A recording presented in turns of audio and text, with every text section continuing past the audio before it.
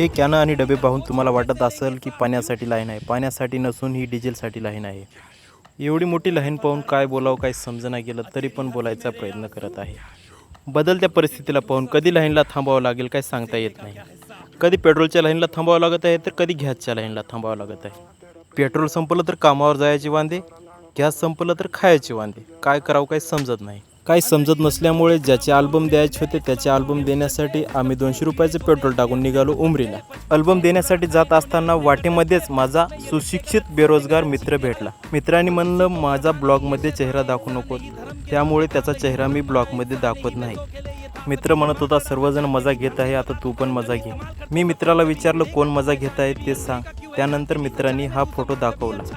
Cockroach जनता party. Cockroach जनता party म्हणजे काय आहे? ही एक सोशल मीडियावर तयार केलेली पार्टी आहे. या पार्टीचे सोशल मीडियावर खूप जोराने फॉलोअर्स वाढत आहेत.